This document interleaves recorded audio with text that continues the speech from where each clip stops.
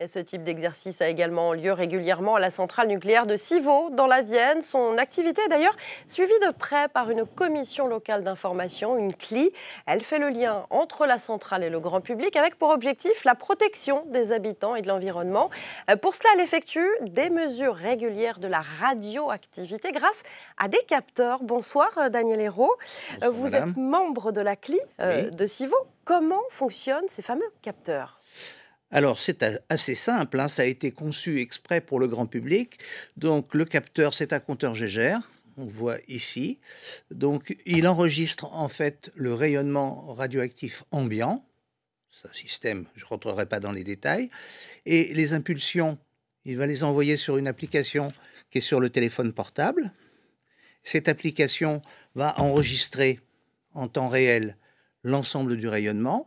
Et au bout de 1 à 2 minutes, il va vous afficher un chiffre qui correspond au niveau de radioactivité ambiant. Alors, à quelle fréquence vous les prenez, ces mesures, et surtout, qu'est-ce que vous faites des résultats ? Alors, la fréquence est variable, c'est selon chacun, puisque chacun peut faire sa propre exposition chez lui, au travail, en déplacement, on peut faire des mesures sur la route aussi.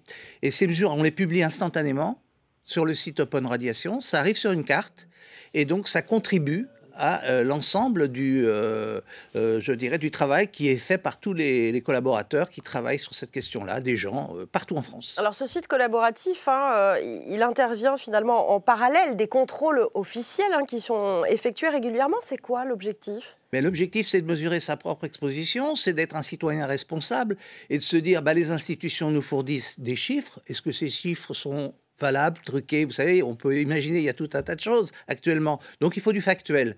Donc, si vous faites la mesure de votre propre exposition, vous pouvez ensuite aller comparer avec ce qui est affiché sur les sites officiels, très officiels, que l'on trouve sur Internet sans aucun problème, que ce soit les sites de l'exploitant, EDF, ou que ce soit les mesures qui ont été réalisées par l'autorité de sûreté nucléaire et de radioprotection.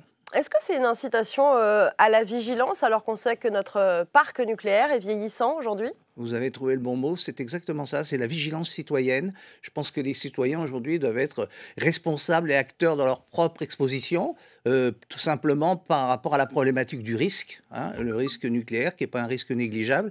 Et on est en situation de paix, donc c'est parfait, mais on serait en situation post-accidentelle, comme ça a été le cas à Fukushima ou à Tchernobyl. Eh bien à ce moment-là, prendre sa propre mesure peut constituer une banque de données très intéressante pour les pouvoirs publics, pour éventuellement cartographier la contamination. Donc tout le monde peut s'en procurer. Ça coûte combien environ ? Alors c'est autour de 200 €. Il faut voir sur le site, il faut aller sur le site Open Radiation. Il y a une première version qui avait été constituée en kit. En kit, c'était pour les à visée pédagogique, essentiellement, on peut les monter. Et maintenant, il y a cet outil-là qu'on peut acheter directement. Alors, depuis que vous êtes arrivé, vous avez lancé une mesure sur notre plateau.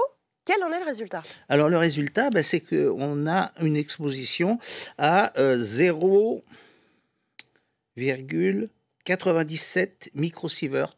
Donc pas d'inquiétude. 0,097 microsieverts par heure. Pas d'inquiétude, on est autour de 0,1 microsieverts par heure. C'est le bruit de fond radiologique naturel. Et donc tout va bien. Merci beaucoup Daniel Hérault, membre de la commission locale d'information de Civaux.